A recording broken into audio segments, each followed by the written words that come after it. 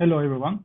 Thank you very much for taking the time to join our session, which is one of the evening sessions of the second day of the Marmara Urban Forum.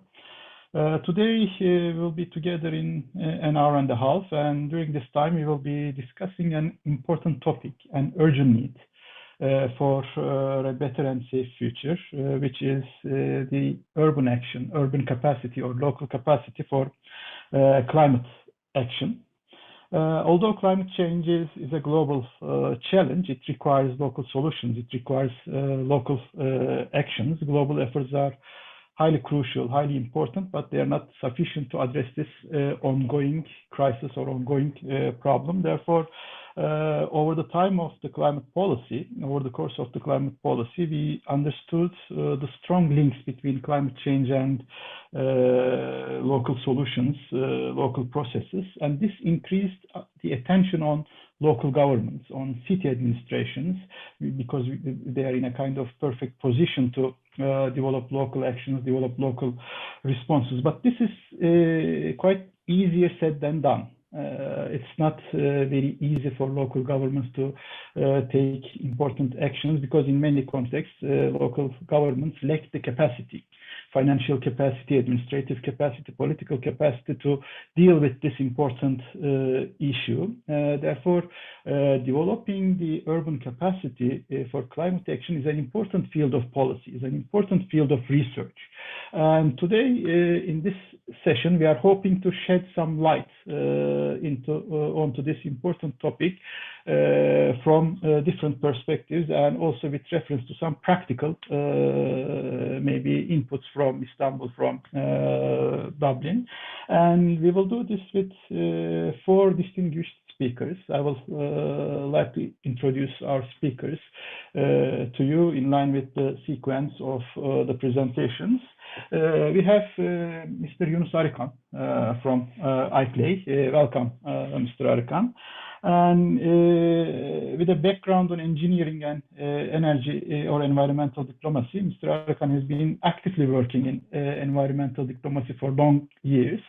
After working with REC Türkiye, Regional Environmental Center Turkey, he joined iPlay in 2009, and where he led the climate change related activities of the organization. But now Mr. Arıkan is the head of the iPlay's global advocacy in the UN system, probably working closely with the Economic and Social Council and some UN agencies. Welcome again. And Mr. Arıkan, in his presentation, will turn our attention to the upcoming parties meeting of the United Nations Framework Convention on Climate Change, COP26, which will be held in Glasgow soon.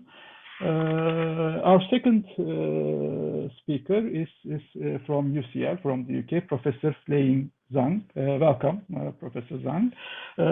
Professor Zhang is a professor of urban economic development, and she has a long academic career, and she worked for universities in Germany, in UK, and as far as I know, in China. And at present, she is with the UCL, University College London. Professor Zhang's academic work focuses on the linkages between economic development and environmental challenges, the role of governments, the role of states in low carbon transition, and green finance. And in her presentation, she will be giving some inputs from China and with regard to the aim of carbon neutrality, and we will be listening to the challenges of this aim on the side of cities and local governments. And as our third speaker, we have Mr. Kevin Halpenny from Ireland. Mr. Halpenny has a background on landscape architecture and environmental engineering, and he's representing a local authority from Dublin, Ireland, and he's working with Fingal County Council and as a senior parks and landscape officer. Welcome, Mr. Haltuni, and he has a significant experience on design and provision of green spaces, green infrastructure in urban areas with a focus on biodiversity, urban biodiversity, and community engagement. Mr. Haltuni's presentation will provide us with a discussion on green infrastructure, on important topics of green infrastructure and nature-based solutions. And within the presentation, there will be some links to some practical implications as far as I know. Thank you very much. And last but not the least, we have Professor Ayşen Erdinçler. She's a professor of environmental engineering. Welcome, Professor Erdinçler. And following her academic career as a professor at Boğaziçi University, in 2019, Professor Erdinçler joined Istanbul Metropolitan Municipality as the head of the Environmental Protection and Development Division.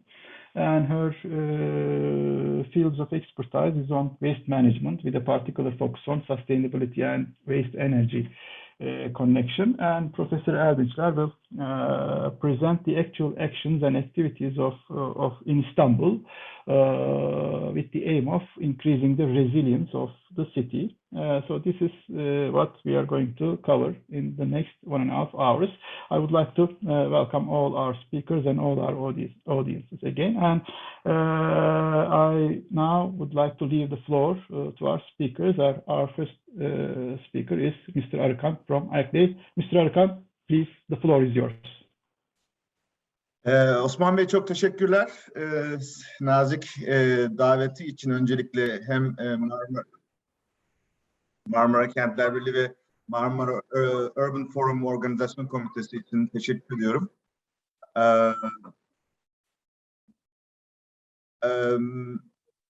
Sizin de nazik davetiniz ve bu güzel tanıtımınızı teşekkür ediyorum. Eğer izin verirseniz ben bir sunum paylaşmak istiyorum.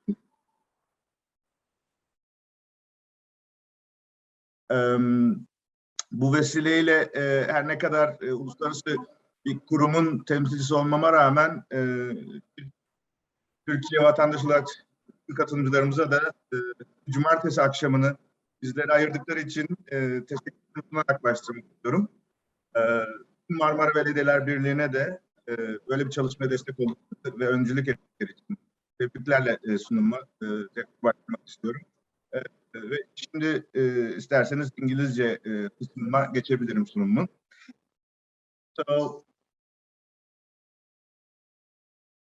So I was invited to share the global efforts of the networks and the efforts on climate policies and advocacy, which I am delighted to share with you.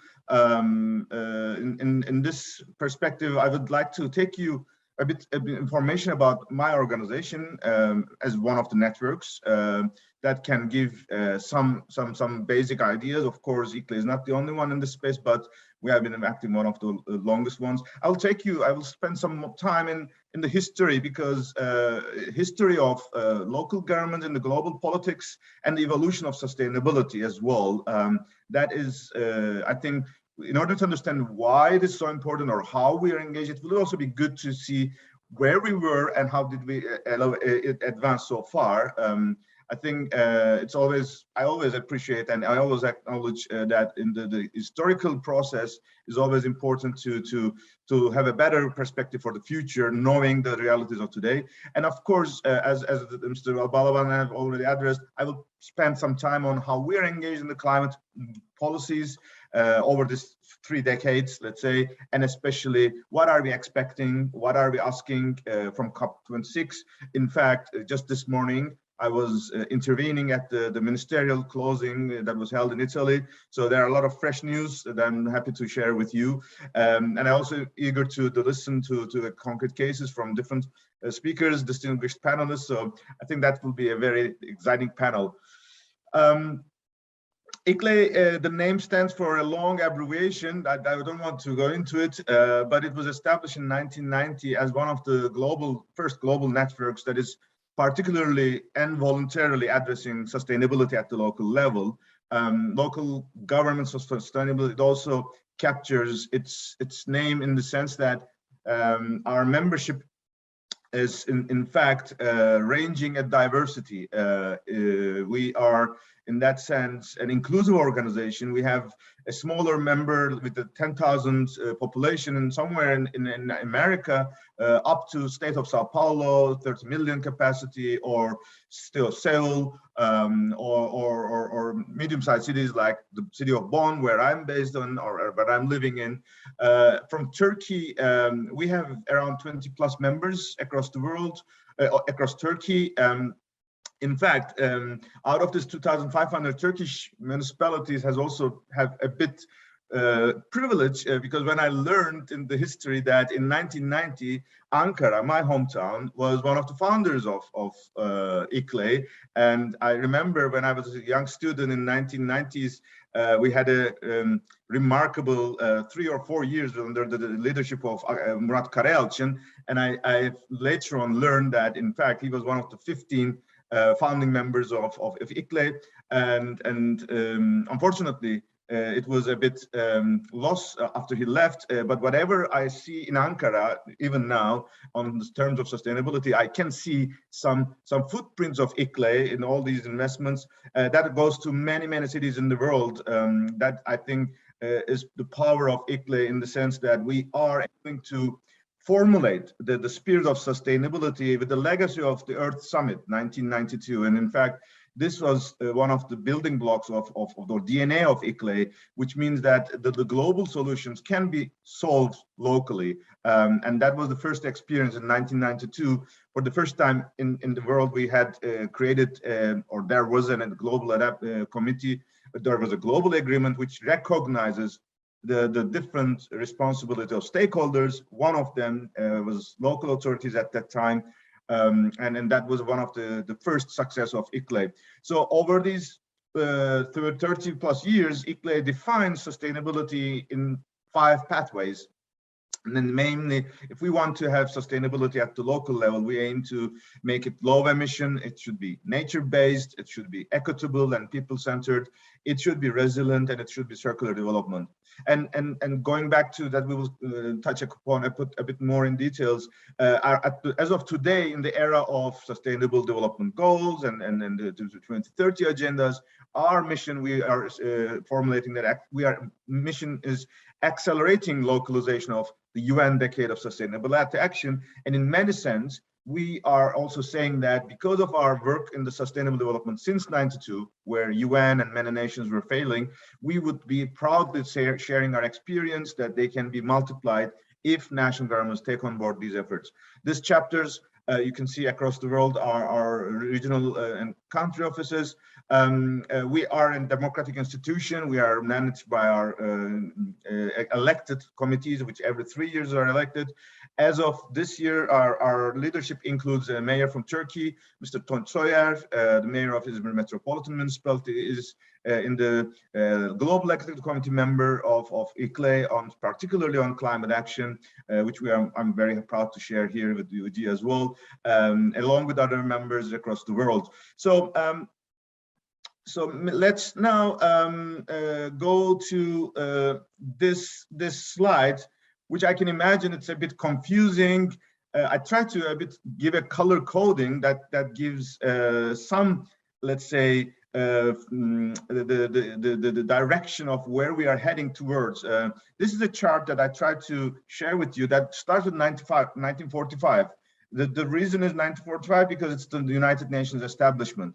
However, we should also be aware, and I think you have those who have attended the first session, they may be remembering the United Cities and Local Governments, which is a sister organization of ICLEI. They were referring to that global solidarity among cities goes back to 1913. So this was the first one of the first networks that was established. At that time, they were trying to prevent the First World War, which unfortunately failed. But at least that was an attempt. 1945 is also the moment where we are saying that multilateralism is much more advanced. Over this first, let's say, 15 or 20 years, there was literally not too much meaningful effort because UN was primarily a peacekeeping and Disarmament and Security Council was the main driver. But starting from 1970s, the concept of environment, the concept of urbanization, the concept of economic and social development became more particular. Over these years, the bottom line, you can see the red is the global politics. And these are the things that, unfortunately, as I said, just like we couldn't prevent the First World War as cities, we couldn't prevent many of those to happen as well. However, on the blue line, you can see, or the blue, let's say, characters, you can see how global sustainability also has started to evolve in time with Vancouver, with Stockholm, over these 70s. And of course, starting from 1990s, the Earth Summit has become more institutionalized, even though that was an agreement there, that there was a local authority as a role. We have to admit that the implementation took a lot. And even as an environmental engineer, which my colleague, Ms. Erdinçler, could also say, we were always speaking that, oh, the time of environmental engineers has come, but we were always asking when this time is coming, because we don't see it, because it really takes institutions to digest, to internalize this issue that, oh, yeah, someone will pollute the world and the others will clean the world. So that's the task division. However, we have seen that this one-way relation doesn't work.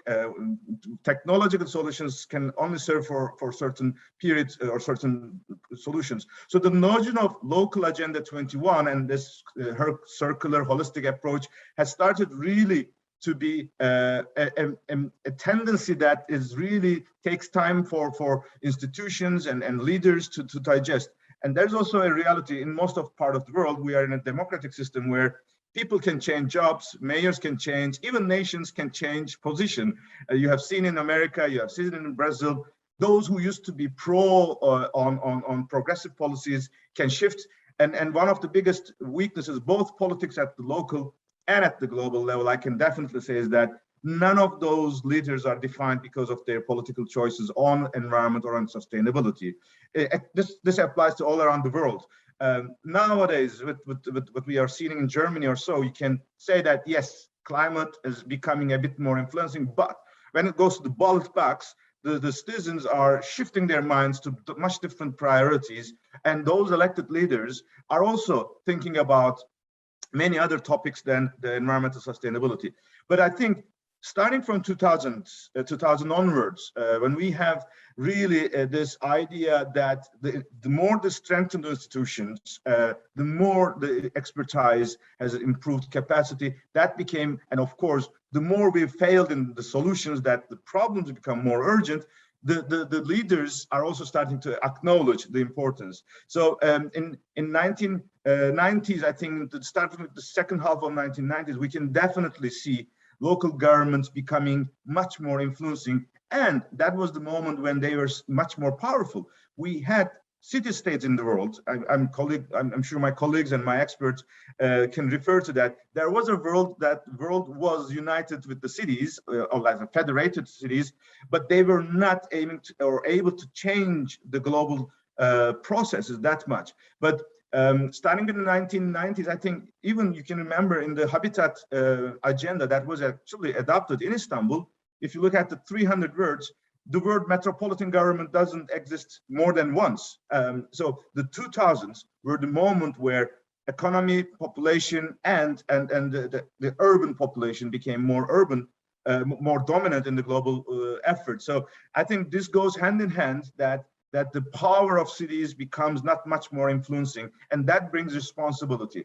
For a long time, these issues, like the rest of the world, was under the authority of environment mayors in many cases, or environment departments, sustainability managers, just like ministers of environment, how much they were powerful, that applied to the cities as well. What we have seen the change, especially with Copenhagen, I think that was the moment where things were changing, because that was the first time global leaders are expected to speak clearly on climate and sustainability, and in their first attempt they failed. Copenhagen was so terribly, let's say, terribly designed in its own senses, that it was really an alarm bell that the global leaders are not ready still to address these issues. And I think this was the moment also when we came into the global architecture, especially when Copenhagen processes failed. We said that, no, we will not give up the belief in the global multilateralism. As ICLE and other networks, we said that, yes, we will be still supporting these efforts. And in fact, really the 2010, when we came to Mexico City, the pressure of the local government saying that we still believe in UN, this is the only hope for local governments. If we want to connect globally, we should be going beyond our borders. That was unique because that gave also the first official decision on the climate negotiations for recognition of local and regional governments as governmental stakeholders. But obviously, the world was not consisting of only climate debates. The biodiversity in this space was particularly also very powerful. And while in the climate space, many national governments were very, let's say, aggressive about acknowledging the role, in the biodiversity space, there were much more peaceful topics and there were much more peaceful agreements. I think Mr. Halpern can also address, maybe we are already now celebrating the Edinburgh process success in the global biodiversity efforts. I try to give two reasons for that. Biodiversity is always something that is making people speak from the heart, and that makes people a bit more powerful, and nations are less conflicting compared to the climate debate. And one of the reasons could be that US is never part of the biodiversity convention. That could also be one of the reasons. But from another point of view, it is really a bit complex. So climate space is becoming more and more also diverse. I want to focus today. Paris Agreement is different than the others in the sense that it acknowledges multi-level and multi-stakeholder approaches across the world. It acknowledges 1.5-degree goals, and it acknowledges climate neutrality. And that it makes it unique from the other conventions, UNFCCC and Kyoto Protocol, because that was the first time that there was a preambular paragraph which recognizes local and regional governments as governmental actors into the process, all levels of government. So that's why we say Paris Agreement is opening a new era. And in that sense, every stakeholder has their own role. From the before networks of local governments, we have to still look at the national governments because they are the ones who signed it, they are the ones to implement. What we always say is that any climate plan that is in the first phase of Paris Climate Agreement, in fact, is not fit for Paris Agreement because they were all prepared before Paris Agreement was adopted. Obviously, they were not aware that in Paris, the nations would adopt these principles. That's why we say that the success of the conference in Glasgow depends on success at home, that every nation should bring a new climate plan. And that brings us onto the table. Before Paris Agreement, climate action was voluntary. Our colleagues will speak from Dublin and Istanbul. They are mainly focusing on solving daily problems. They do not think about what UN thinks, what UN works for, or what will be the global future, because when something fails, their citizens knock on the door of the mayors, not go to the ministers and other leaders. Therefore, they have to be much more solving urgent daily problems. But the progressive cities are also saying that, yes, we could make it in a much more holistic way. So what we are saying to all local governments, that all urban plans, all strategic plans should embed Paris Agreement at the heart of its center. Why? In the Paris Agreement, we have a responsibility. So 1.5-degree climate neutrality, climate emergency should be adopted for every local government. Every municipal council or regional council should take this and embrace this. Then they can develop their plans according to this. And that we have seen over these years. We have thousands of cities who declared climate emergency. We have hundreds of cities who are racing for zero and racing for resilience. And obviously, this is a new transformation, and that has to be shared by all. We are over the last 3 centuries of fossil dependence. Now we are building a new era, and those who did not enjoy the fossil fuel era should find themselves that low climate action or low carbon climate and climate in the world is something that is also offering them the benefit. Therefore, they have to be joining this as well. I will not go into this kind of graphics. I'm not too much good in the numbers, even though I'm an environmental engineer by profession. But this is one of the best I like, because the urban emissions with the current technology, 90% of them, be it in Istanbul, be it New York, be it Durban, can be solved, can be reduced by the progressive policies, technologies, and practices that we are aware of today. And that is very crucial, because this will be a huge power when the world is all urbanized, that the national governments could also take on forward. There's, of course, another issue, which is the climate effect is primarily felt in the cities, but I will not go into too much of that, in the sense that if we do not mitigate, there is no limit to adopt. And we have seen this year, especially across the world, that we are almost about to go to the tipping points of the world. So no city could face any floods that is being faced. No forest fires could be really solved easily if we do not limit. And limitation starts with our action in the way we design our cities, in the way we manage our waste, in the way we ensure mobility, and in the way we consume energy and products. I'm going to the more, let's say, towards the end. Osman Bey, I cannot see the timing, so if you allow me, how many more limits? In fact, you are about to finish your 20 minutes. Oh. So, yeah, okay. Maybe a couple of more minutes to wrap up. Okay, just to wrap up. As we said, we were in COP, we were asking for a multi-level collaboration to be the new reality. And in fact, all these years, especially during the last two years, we have particularly in the US, in Japan, in Korea, in Rwanda, so many national climate plans referring to multi-level collaboration.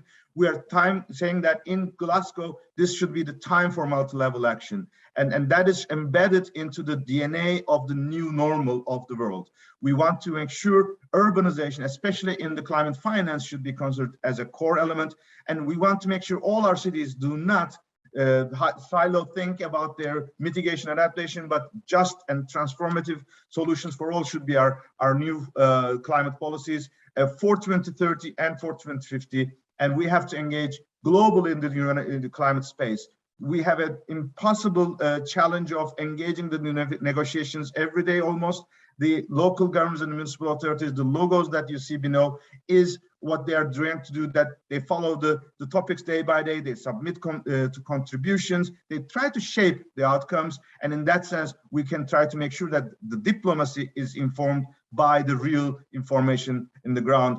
On the climate Glasgow, maybe this could be in a Q&A session. There will be a number of engagements, but some of them will be limited because of the restrictions in the access to the negotiations area. But I can definitely assure you that we will have a local government's constituency will be running a multi-level climate action pavilion, where our voice, our perspectives will be vocally presented, and with all the partners we'll be discussing. I would be more than happy to provide more details maybe in the Q&A session. I thank you a lot for your patience, and I would like to give the floor back to Mr. Balaban. Yeah. Thank you very much, Mr. Arkan, for this presentation, nice presentation, and also for raising the voices of local governments by means of IPA. Thank you very much. And we will see if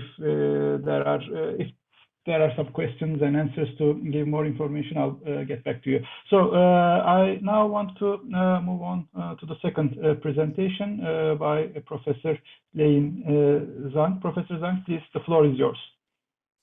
Thank you. Thank you very much, Professor Balaban. And thank you to my fellow panelists for putting me up.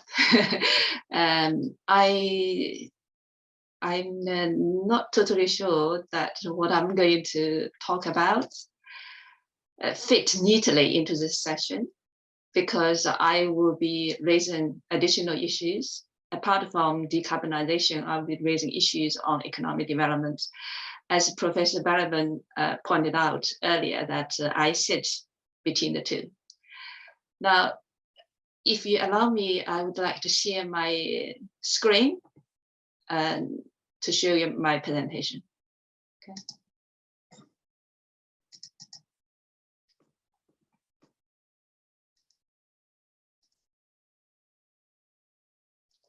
So The title of my presentation is the Mid-Century Carbon Neutrality and the Challenges for Urban Authorities, Lessons from China. Now, I wasn't sure how much time I would have, so I wanted to get my key message out first. It's threefold. First of all, the decarbonization challenge represented by the mid-century carbon neutrality objective in the Paris Agreement is very grave. I think it's more difficult than most people actually have realized. I will illustrate that later. The second part of my message is that if the Chinese experience in the past 15 years is anything to go by, urban authorities are at the forefront of managing decarbonization. The third part of my message is that questions about how to govern, whom, and what to be governed is really going to matter. So now let me set out the context for my presentation. Well, we all know that the Paris Agreement aims to limit global warming to 2 and preferably 1.5 degrees Celsius by 2100. And according to ECIU, more than 130 countries around the world are either contemplating or have already adopted carbon neutrality by the mid-21st century in line with the 1.5 Paris goal. In terms of ambition and international mobilization, this is a huge achievement. However, the 1.5 degree goal translates into decarbonization rate by 11.7% per annum in the coming decades, so the next 3 decades. Every year, we will have to achieve this in order to get to 1.5 degree goal, compared with 1.5% per annum, which is what we managed to achieve in the past 3 decades. So this is a huge gap here. And this gives you a graphic illustration of the extent of the challenge that we are facing. So you can see that in the 1990s, we achieved about 1.7%. In the 2000s, that's the decades before, we achieved 1.5% per annum. And in the last decades, which we did quite well, was 2% per annum. But actually, for the next 10 years, and indeed more than the next 10 years, for the next 30 years, in order to achieve 1.5 degree goal, we will have to decarbonize every year 11.7%. Now, this is a huge gap we needed to bridge. So that is the illustration of the degree of challenge we are facing. The next thing I would like to do is to actually, I know that this is an international forum, but I do know that most of the audience and the participants probably are more interested in the Turkish experience. So I feel compelled to explain the relevance of the Chinese experience to this forum. I was reflecting on that over the past few weeks. I feel that the relevance is at least this, okay? It's in terms of mechanism, the Paris Agreement has 2 5-yearly mechanisms, respectively, for updating the nationally determined contributions and stock taking of progress is made towards PA goals. So every 5 years, nation states will have to update their NDCs and report and be assessed, be evaluated by independent panel about the progress they are making. So all this means that the whatever they are proposing, including the carbon neutrality goal, is going to become hard constraints rather than just talking, soft. Now, China is one of the very few countries, as far as I'm aware, that have implemented its international climate commitments through its 5-year plan, which is a social economic development plan. Okay, this framework in the past 10 years, the Chinese since 1953 has been formulating and implementing 5 years plan. But in the past 15 years, it has started to incorporate the agenda, which in China is called energy conservation and emission reduction agenda, into the 5-year plan. In particular, carbon intensity reduction target was incorporated, or became to be incorporated into the 5-year plan system.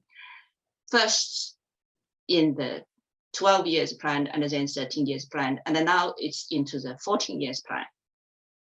Now, what is interesting to this forum is that China's overall approach to energy conservation and emissions reduction is actually setting targets centrally, but implementing it locally.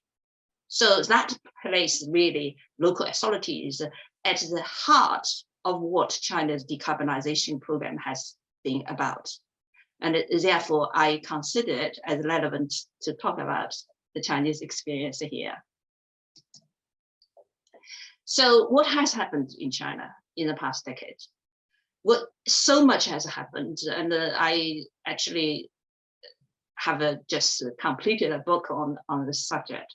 But let me just summarize the key steps that have been taken. So energy conservation is a big deal in China, but it's combined with the development of renewable energy. So there are, let's say, like 2 legs. And energy conservation law and the renewable energy law were enacted in 1998 and 2006, respectively. Moreover, institutional restructuring since 2007-2008 has equipped subnational governments with dedicated administrative posts on ECER, energy conservation and emissions reduction. This is terribly important, because if local authorities do not have this sort of institutional capacity, how can you expect them to do something? Yeah, but what is significant is that this restructuring has been carried out throughout the bureaucratic system. So you have at the provincial level, the municipal level, down to urban district level, all of them have dedicated administrative personnel dealing with this topic. And in addition, performance criteria across the board has been transformed. So we are talking about performance criteria for socio-economic development, for subnational governments and their leader corps and cadres, for state-owned enterprises, and for financial institutions, have all been transformed accordingly. And in particular, the ECER target responsibility systems have been implemented for subnational governments, so that include the provincial, municipal, and indeed urban district governments, but also for major energy using enterprises. So they all have to sign contract with the relevant part of the government about what they have committed themselves, and they are held to these targets. And this system has been in place since 2007. At the same time, widespread experimentation with other kind of mechanisms, particularly market mechanisms, have been implemented. That includes the carbon emission trading, auction and lottery for allocation of vehicle licenses, energy pricing reform, feed-in tariff for renewables, and etc. Moreover, a range of other kind of governmental technologies have been mobilized. So this includes, for instance, mandatory energy efficiency standards, also renewable energy obligations for energy suppliers, industry policy, etc. So there's a huge range of these different kind of technologies have been implemented. Now, the list can go on, and I know that time is limited. So very quickly, let me bring us all down to earth, trying to figure out then what have happened. Well, the Chinese economy has been going through decarbonization in the last 15 years under this regime. And thanks to the elaborate carbon governmentality, Chinese carbon neutrality goal is about twice as a challenge as it has managed to achieve. That's my understanding. So rather than a challenge of a factor of 5 or 7, 8, okay, in China, the challenge will be a factor of 2. That is an indication of how much decarbonization actually has taken place. So China has managed to reduce its carbon intensity by 50% from 2005 to 2020, more than meeting its Canton pledge. And the annual average decarbonization rate in the past decade, so is about just more between 4 and 5%. It varies. So let's say it's more than 4% per annum. So that is the kind of decarbonization achievement in China. However, this has had a serious consequence for cities and urban economies. And wearing my hat as a specialist in urban economic development, please forgive me to talk about this rather than just carbonization. The fact is that this decarbonization has been a huge burden, a very strong constraint on what local authorities can do for developing. And let me just give an example here, Shanghai. This is one of the 3 cities I studied for my book, so I know the case quite well. Let me just give you the headlines. So the headline is that there has been economic slowdown, very rapid economic slowdown. You can see illustrated in this diagram here, coupled with accelerated deindustrialization since mid-2000. So what happens is that you can see that here, annual economic growth rate fell from the highest point at 15%, not 15% in 2007 to 7% in 2019. The growth of the secondary sector, okay, this growth of secondary sector, that's the orange line, reached its peak in 2010 at 17%. But by 2019, the growth rate for the secondary sector is 0.5%. So, I mean, what a drastic, sharp downturn for the economy. And this is for good reasons, because there has been large-scale phasing out of energy and emission-intensive industries, technologies, and equipment. Many very useful equipment is being written off. Factories, thousands of factories being closed down, operations being closed down. And of course, at the same time, there has been massive investment in low carbon infrastructure.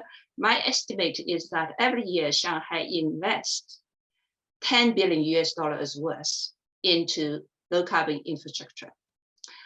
And at the same time, of course, the city is struggling, trying to find a new basis for economic growth, for new ways of developing. So this challenge is ongoing. Now I'm coming to the end of my presentation. I just want to draw out a few lessons from the Chinese cities and the Chinese experience, and what implication it carry for other countries and cities. I think the first thing to say is that fast decarbonization will entail significant social and economic upheavals in cities around the world if people are serious about it. If they actually attempt to implement the Paris goal and the carbon neutrality goal, many countries are not contemplating. Okay, many things will change. Slower economic growth is very, very likely. And paradoxically, and this is part of the challenge, is that slow growth actually make it harder to decarbonize. Now, some people do not understand why this is the case. I can give two very simple reasons. One is that only with economic growth, you have the scope for technological upgrading. You can change the way you produce and introduce new technology, new equipment, new industry, and so on. Without that, you do not have the scope for technological upgrading. And at the same time, without economic growth, or even with slow economic growth, you have very few resources, economic and financial resources to draw upon in order to decarbonize. So the two actually go together. We are facing not just one challenge, which is decarbonization, we're actually facing a double challenge. That is what I wanted to emphasize. But the final implication really is this, I draw from the Chinese experience, is that subnational governments will be at the forefront of managing decarbonization. Whether the nation states one day can stand up proudly say that, okay, we achieved our goal, will depend on how well subnational governments will manage the decarbonization process. There's no doubt about it. And in order to meet that challenge, the lesson I learned from studying the Chinese experience, and I explain in my book, is really that then if they are serious about it, if they really try to achieve this, then they will need to pay very close attention to their art of managing this process. I call it art of carbon governance. They need to mobilize all resources, all tools available to them for the desired outcome. Now, the desired outcome, to my mind, included not only decarbonization, but also economic development, because we need it. The two need each other, you see. That is the point I want to make. And the point is that from the Chinese experience, we already know how challenging this double task is going to be.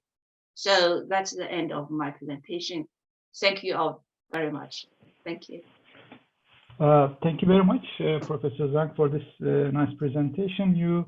And also thank you very much for pointing out that the ambitious decarbonization targets may have some important economic consequences on local governments. This is an important issue that should be considered. And in that sense, your presentation fits very well into our discussion, I guess. Thank you. And if there are any questions, I'll get back to you. And now I would like to continue with the third presentation, which will be made by Mr. Kevin Halpini. Mr. Halpini, the floor is yours, please. Good afternoon, Tunaydin. I'm very pleased to address you this afternoon with a presentation on climate change and green infrastructure. My presentation is very different from my previous two colleagues in that it focuses on very practical measures that local government can implement in relation to climate change mitigation and adaptation, and also around education as well, which I think is a very fundamental part of the issue. Going back to Mr. Arakan's presentation, I can tell you that even in my local authority, our climate adaptation plan is very related to the need to prevent global warming, even at the limited basis that we have. And we're very aware of the restrictions that we need to impose to prevent global warming generally. So I hope I give you a sense of some of the practical things we're trying to do, even at a very local level in Dublin, in Ireland. So I'll share my presentation now, and I hope you find it interesting. So let's see.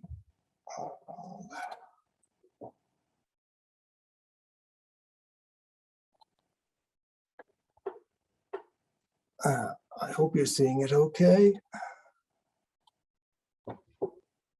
So I'm here as a local authority employee. I work in a Parks and Green Infrastructure Department in North Dublin. I'm also chair of World Urban Parks Europe and chair of Climate Change and Resilience Committee of World Urban Parks. And I just briefly mention World Urban Parks in my presentation, and then also the concept of green infrastructure, which I think is fundamental at local government side for addressing climate change, adaptation and mitigation. So World Urban Parks, where I volunteer, are champions for urban park outcomes, city livability, placemaking, conservation, and accessibility. And our members focus on connecting, leveraging, and supporting diverse memberships across the international urban parks, open space, and recreation community. And our vision is a world where people value and have easy access to quality urban parks, open space, and recreation. And our mission is to promote and support the provision, effective management, and use of urban parks, open space, and recreation worldwide as an integral contribution to healthy communities connected to the natural world. So we're a global organization around open space and recreation. And where I work in my day job is in Fingal in Dublin in Ireland, which is a rapidly developing urban area as part of the capital city of Dublin, of Dublin in Ireland. And part of where I work, I'm the head of Parks and Green Infrastructure. We combined our Parks and Green Infrastructure remit, is a UNESCO urban biosphere. And I'm responsible for open space policy, open space planning, and major projects that happen around parks and green infrastructure. So what do I mean by green infrastructure? Well, we work to the European Commission definition as a strategically planned network of high quality natural and semi-natural areas with other environmental features designed to manage to deliver a wide range of ecosystem services and protect biodiversity. I hope that comes across in my presentation, how we're trying to use green infrastructure for those purposes. So what does a green infrastructure plan look like? Well, this is one of our towns in Fingal. It's a rapidly developing town, and we have a green infrastructure plan for this town, which is illustrated here. All the development is happening inside and around this network. And new development has to relate directly to that. So green infrastructure, as I mentioned earlier, is predicated on multifunctionality. So our new developments avail of the green infrastructure from an active travel point of view, from a biodiversity point of view, from a water management, sensitive water management point of view, and from a health and well-being point of view, ultimately, but also and critically, we see that this will have an impact on climate change, adaptation, and mitigation. And crucial to having a shared understanding is the definition of nature-based solutions, which I believe are fundamental to how we go forward as a society, how we introduce more nature-based solutions into our urban planning and urban management. And these are actions to protect, sustainably manage, and restore natural and modified ecosystems. So some of this is about retrospective adaptation to existing urbanized areas, and I'll give some examples of that through the presentation. And green infrastructure, as I said earlier, it can relate to mitigation or actions that reduce emissions and that contribute to climate change, but also to adaptation, actions that manage and reduce the negative impact of climate change. And central to that then is getting a strong support from the people we serve through awareness programs, through education. And we need to put a lot more resources into that. I think Professor Zhang mentioned earlier the buy-in and the acceptance at local level is a really key concept going forward. And we are, where I work, we're putting a lot of resources into that side of climate change adaptation and mitigation, that we get people to understand the concepts and the ideas and how they can participate in very specific ways. So a really good example of what we've been trying to do in terms of climate change adaptation over the last 10 years is our approach to surface water management and moving away from the traditional approach, which was to get rid of water very, very quickly into the nearest water course or river. In the normal course of events in nature, 95% of water stays close to where it lands for a long period of time, and 5% runs off. In the developed scenario, it's the opposite. 95% runs off into a water course and into a river, ultimately causing a lot of damage and pollution. And we are rapidly adapting to address this. So how are we doing this? Because we're using the treatment train approach, which addresses water at the source where it arrives. And we get a lot of rainfall in Ireland. So this is very important for us. So we do source control, site control, and regional control. And source control can be very modest, minor interventions, but lots of them in terms of what we call swales, which is small drains, tree pits, rainwater butts, green roofs, permeable paving. And then that moves down to detention basins, which keep water for a little while before releasing it, or retention basins, which keep water for a very extended period of time.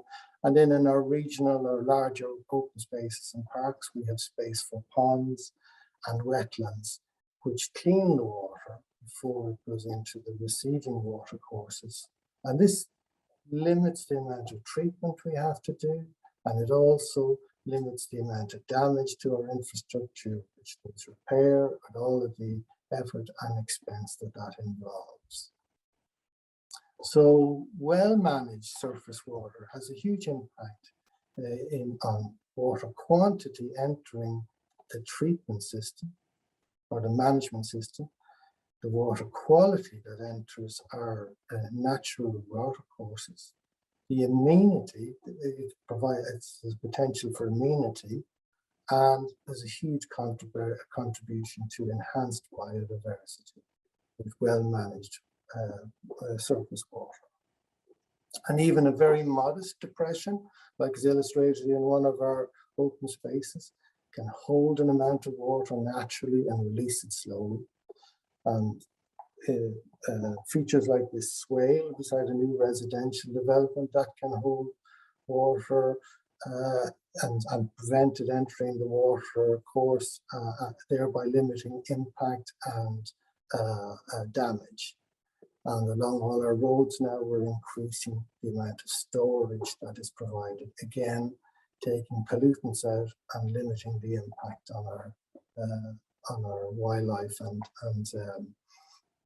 our natural water courses. Here is in one of my parks is a very large car park, which is completely sustainably drained, but all of the drainage going through the surface and down to the groundwater beneath without entering any of the local water courses.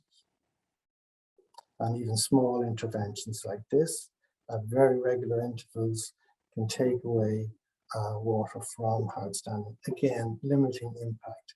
This does relate to climate change because it's affecting the management and the input and the energy we have to put into managing water. And features like this in larger residential open spaces can greatly enhance biodiversity and interest and amenity for the local community. Permeable paving, even quite modest ponds like this can have a huge impact on biodiversity. That's what we're finding on the ground, and it's very impactful, and it's had real impact on real effects on our natural water courses. We can see some of them becoming re-inhabited now by species that haven't been there for some time. And this is a sports pitch, which again has been designed so that in very heavy rainfall, it becomes flooded and it prevents, again, damage to local infrastructure and more of the same.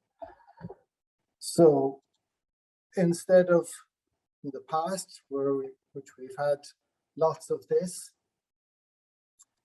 in the future we'll have lots of this. This is just one example. So, so I'll move on to a worldwide problem, or developing problem, which is contributing to global warming as well as generated by global warming. And this is where we have fires, forest fires. And even in Ireland, we're experiencing this phenomenon. Even though we've a very temperate and one would say wet climate, we're experiencing it now along other parts of Europe. Here is part of the biosphere that we manage.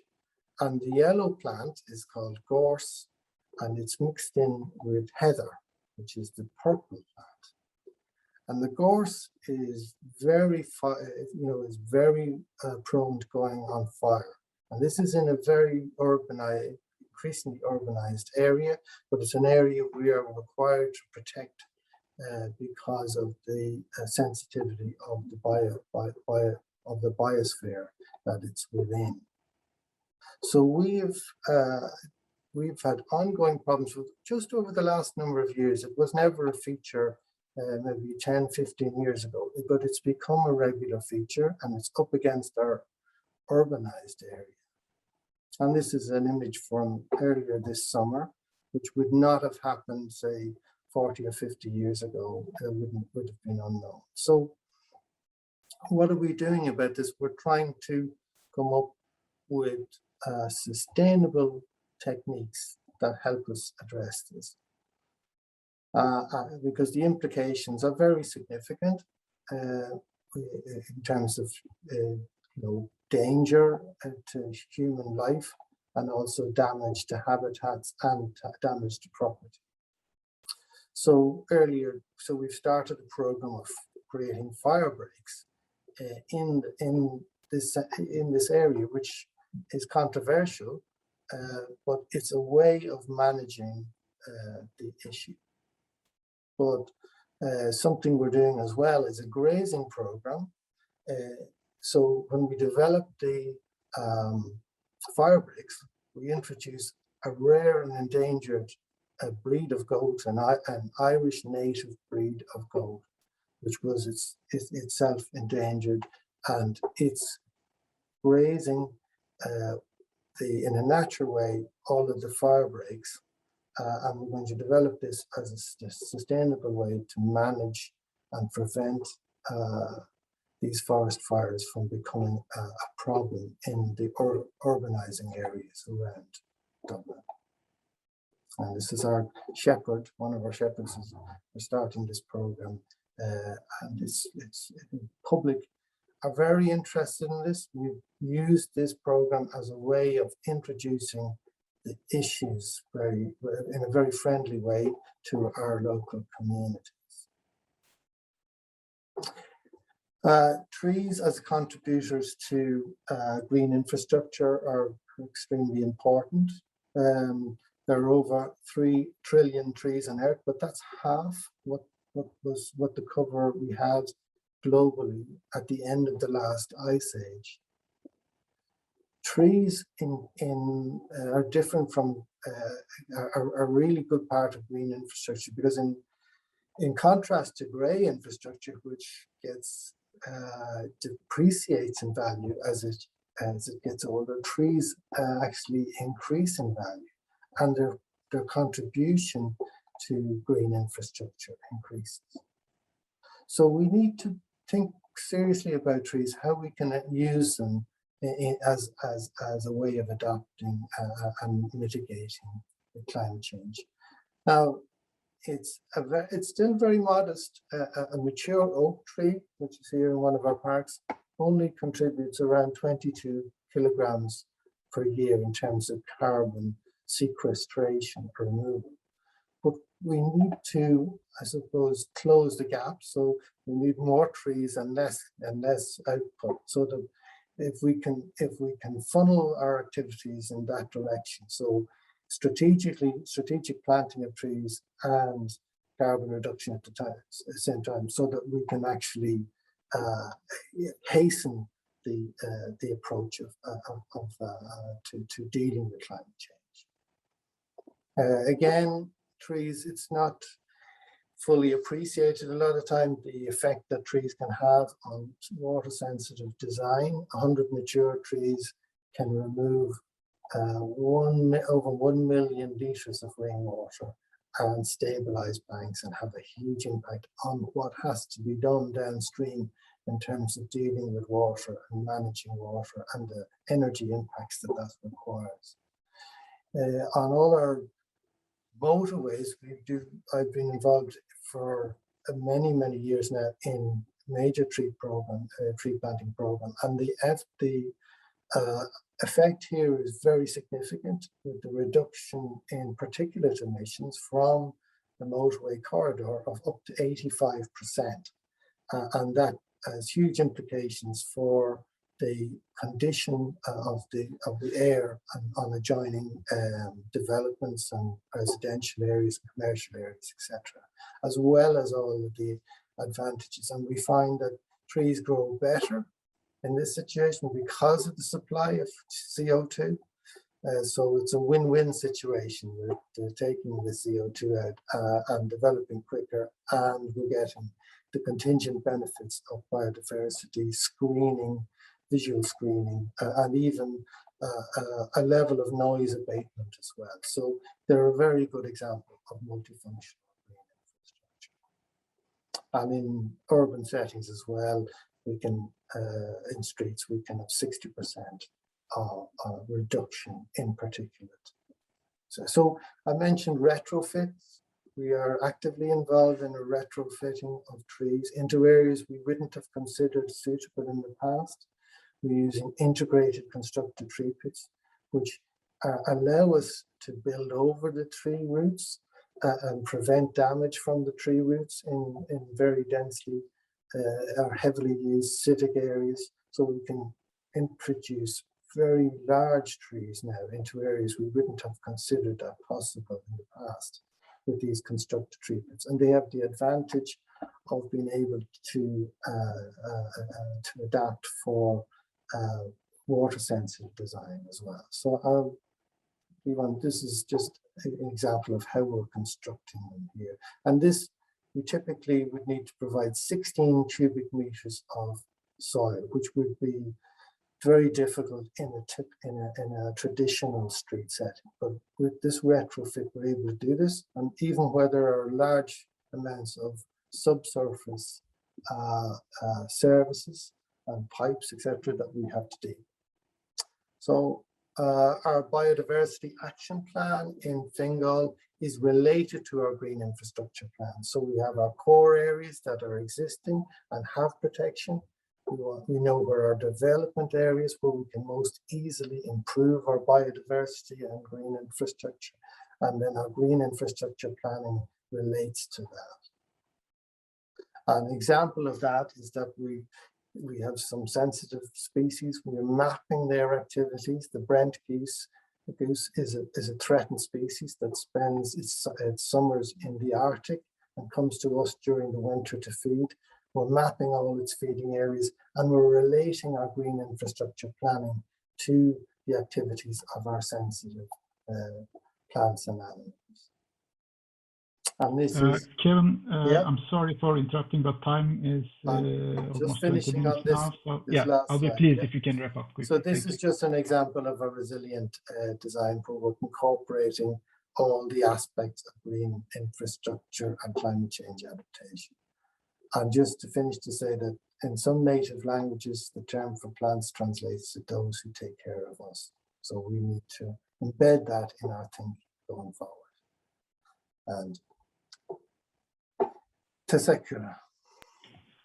Biz teşekkür ederiz. Thank you very much for this nice presentation and also for highlighting the multifunctionality of green infrastructure and the co-benefits that they can potentially deliver to cities. And the practical information you gave, I think, have been quite useful for the Turkish audience, because this summer in Turkey, the cities in the south suffered from forest fires and the cities in the north suffered from floods. So I'm sure the Turkish audience have benefited from the practical information you gave. Thank you very much. And now I would like to invite our last speaker, Professor Ayşen Erdinçler, to make a presentation about the things that are happening in Istanbul in terms of increasing the resilience of the city. Professor Erdinçler, the floor is yours, please.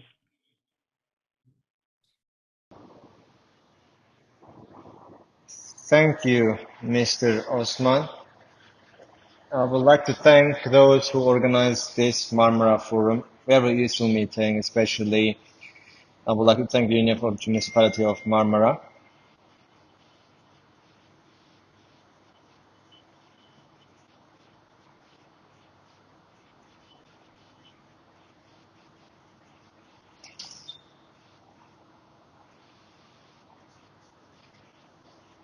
Now I would like to share my screen if you allow me. I think you can see it, right? Yes, we can see. All right, thanks a lot. Today, I will talk about a piece of work done in Istanbul. It's known that the impact of cities on carbon emission is more than 80%. In fact, it has been talked about since today. I don't want to talk about it too much, but Paris Agreement wanted to decrease the global temperature up to 1 degree, 1.5 degree. I think this is really important, that the importance of local governments is emphasized here for the first time here. Again, it was really true that there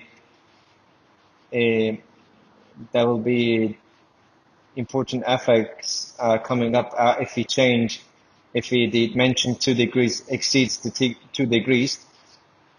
A very destructive results are waiting for, as you mentioned before, we experienced serious fire and flood disaster in Turkey for the last 12 months. We lost 70 of our citizens in the Black Sea.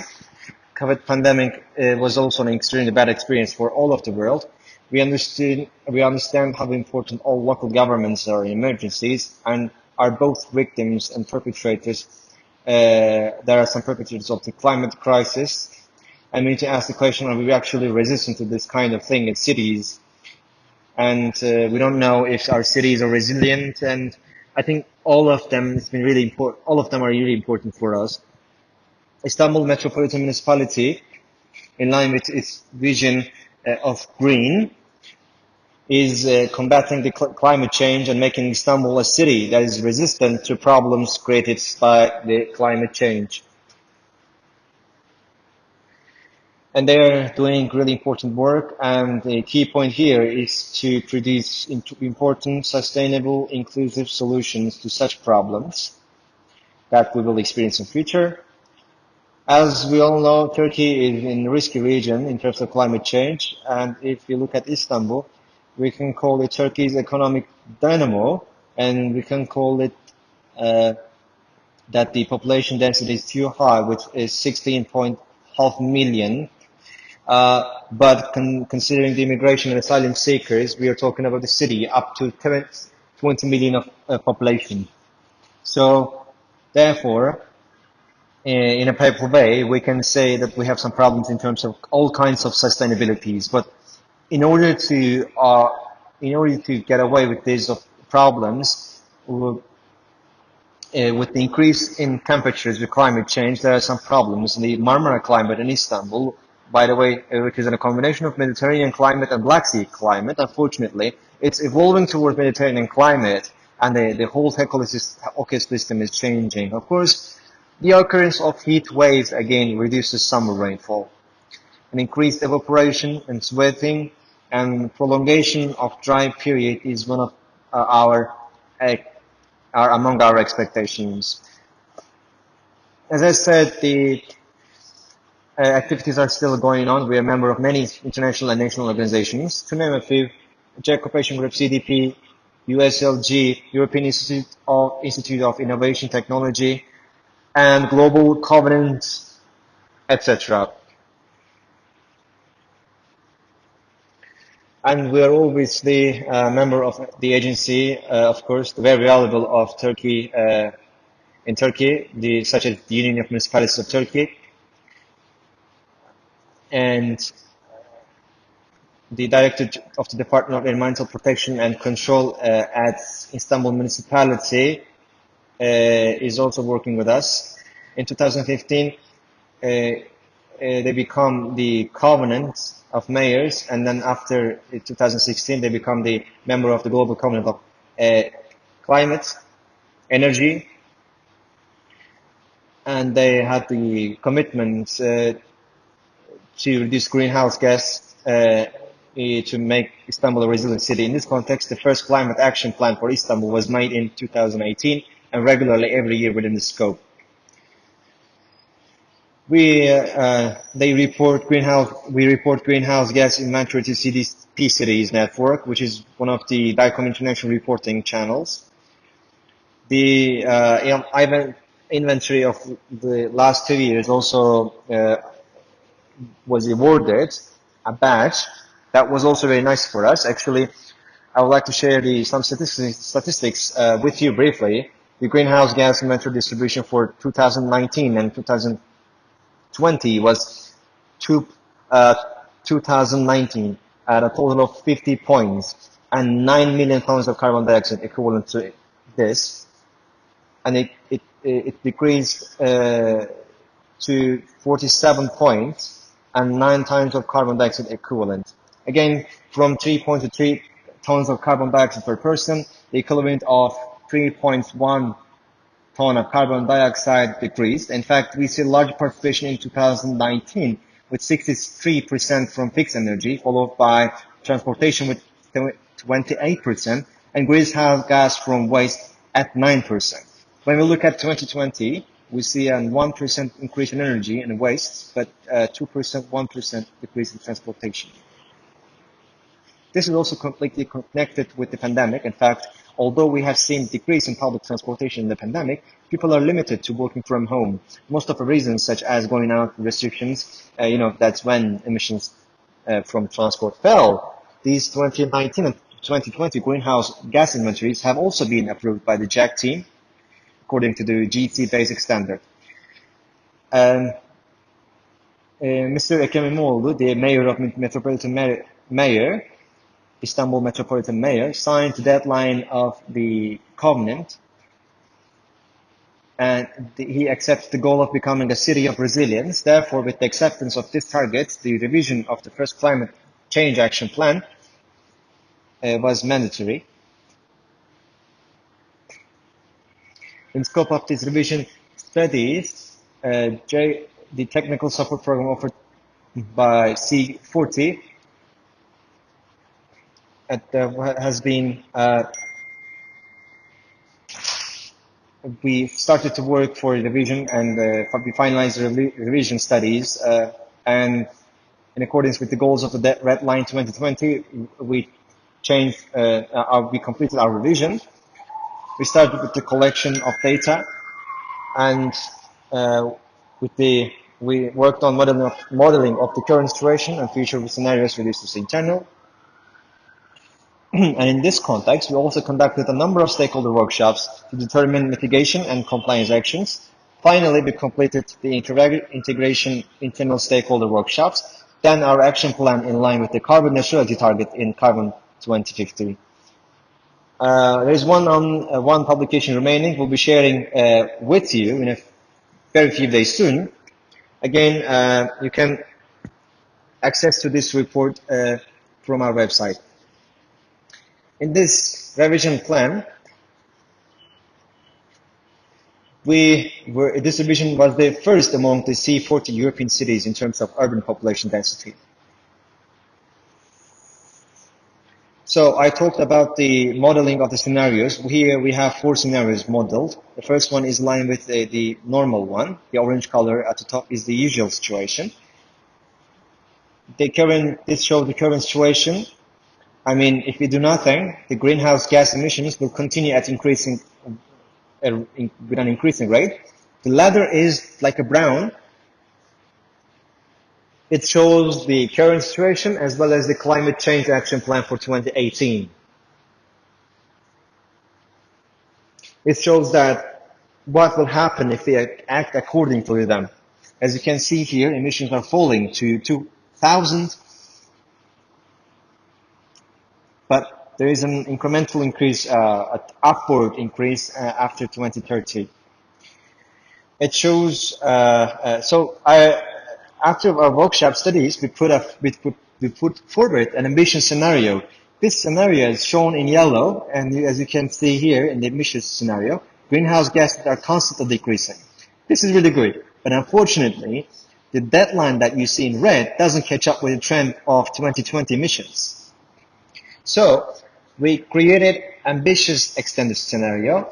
It is also shown in green, by the way. So as you can see, the red and green lines overlap. So we can only catch the deadline 2020 with the extended scenario of what I can call extended ambitious program. Of course, while these studies are being carried out, our actions to the contrary are ambitious, and while determining the action strategies for expanded ambitiousness. We had some workshops. Workshops have been made in 4 main sectors: building, energy, fixed energy, stating, energy, waste transportation, waste and other sectors. So all of them were discussed with internal stakeholders, and Istanbul's greenhouse gas emission sources belonging to these 4 main sectors were revealed. Then the current plans and policies for Istanbul, how the current plans and policies for Istanbul can affect the greenhouse gas increase. And we put forward a scenario and action plan. And then we put our scenario and action plan. Then the question here is, what awaits Istanbul on its way to becoming a resilient city? Yes, waste management practices have developed in Istanbul. We are expecting an Istanbul where renewable energy has become widespread again. We are trying to make a city that is center of sustainable urban mobility, where the amount of active green space per capita has increased, internalized by the fight against climate change, where the energy efficiency increasing, etc. The environment is a priority in all current plans and projects of your good. And all of the actions taken is likewise, the notion of environment is being undertaken and was taken into account.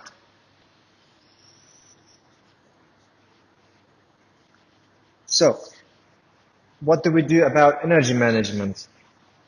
In the Hidayet Türkoğlu Sport Complex and also in Küçükçekmece social facilities, solar systems were implemented.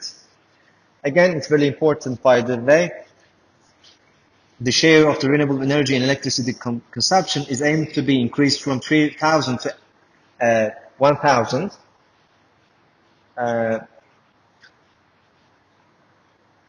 And the buildings connected to municipality, such as some service buildings or cultural centers, for these buildings, energy identity certificates have been obtained, and gas applications were implemented in the roofs of these buildings, and solar energy implementations will be done in these buildings too. And we aim to ensure that the use of renewable energy in buildings where applications are made is 100%. Another project is a Horizon project. It's a European Union project, the project of Istanbul Metropolitan Municipality, İSMEK Bakery and Pastry School with 100% renewable energy. Water and wastewater infrastructure works are in this regard important. İSKİ master plan studies are still continuing, again very important.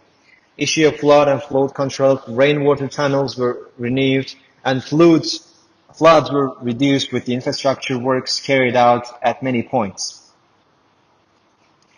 Studies are underway to become resistant both to prevention. Creek reclamation works are still going against flood risk. Of course, our waste management studies continue at a very large scale, but as I said, we serve, Istanbul hosts 20 million people. We collect 18,117 tons of waste per day. Yes, Istanbul Waste Management Plan in line with the deadline 2020 was also made. We'll share it soon. The targets here are completely targets, carbon targets. And also, as C40 said, the burning plus storage demand 30% were being worked on. In addition, of course, our waste management system is still working. Our stakeholder engagement awareness efforts are still underway. We have set up Circle Works workshop here, which is very nice. There is one line from waste to production, and the producers do it later, and then they can provide employment by creating jobs. Then we come to the transportation studies. This is one of the most important one, of course. As I said, it has an impact of 28% in greenhouse gas emissions. It's largest sector after station and energy. Turkey's first sustainable urban mobility plan is being made. It's very close to be over. It was done the plan was made under the pandemic conditions. Therefore, it was the first plan that includes pandemic conditions. So in this respect, it is expected by all countries that will contribute to the literature. Obviously, with the metro projects that implemented again, Istanbul became the city where the most subways were built at the same time in the world. The construction of 10 subways at the same time is still continuing. The current line, which was 232 kilometers in June 2016, is now 260 kilometers, and there is a plan like 25 kilometers every year in coming years.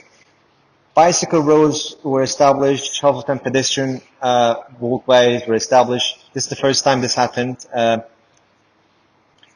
And again, the road from 350 kilometers to 650 kilometers is being increased, first of all. And these are really important with metro parking lots.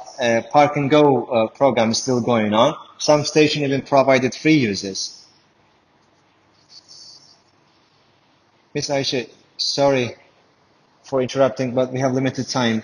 We want you to wrap up if you can. All right, unfortunately, there's no time left for me. I was trying to go on my normal time, but you were right. Okay. Because we don't have time. All right. These are the projects that we conducted in Istanbul. For farmers, free seeding support is provided. Water losses are prevented by switching to closed loop system ponds.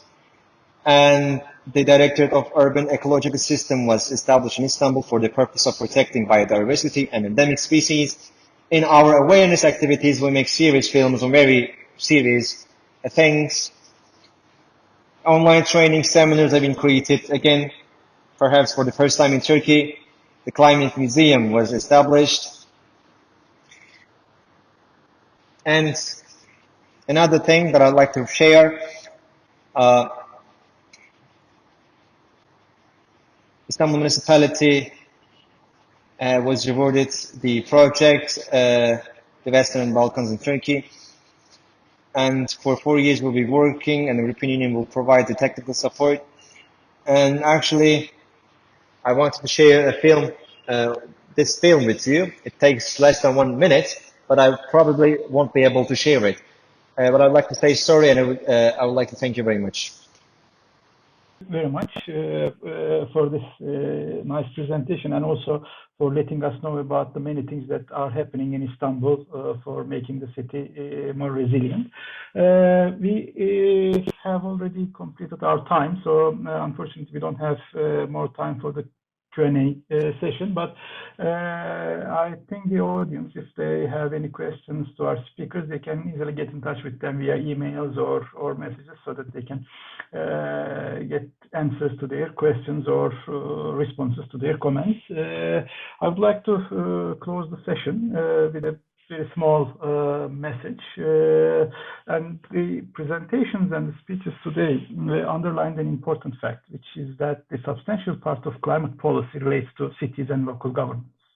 And on the one hand, the decarbonization targets may bring some economic burdens on the shoulders of the local governments, and on the other hand, there are urgent adaptation needs that should be satisfied by means of green infrastructure, nature-based solutions, so on and so forth. And this requires capacity. This requires local capacity, urban capacity in terms of institutional possibilities, financial opportunities, instead of political means. And in many places, this capacity is still lacking, and Turkey is an example. Unfortunately, in our country, Turkish cities, local governments are under the risk of climate change. They are already suffering from some adverse impacts, but they do not have enough capacity to tackle this problem. And one solution here can be to get in touch with city networks, transnational municipal governments like ICLEI. Instead of reinventing the wheel, cities must learn from each other. And on the other hand, cities should force national governments for local government reforms. And recently, Turkish government declared that Turkey will ratify Paris Agreement, which is a good step. And I hope this ratification will be followed by a local government reform, which will make Turkish cities and local authorities more capacitated to address the climate problem. And I would like to thank to the organizers of the Marmara Urban Forum for bringing us together. And also I would like to thank to our speakers for their important insights into Marmara Urban Forum. And I also would like to thank to the audience who followed us today. Thank you very much. Thank you. Thank you, everybody. Thank you. Nice to meet you all. Bye-bye. Bye-bye. Bye. Thank you. Bye.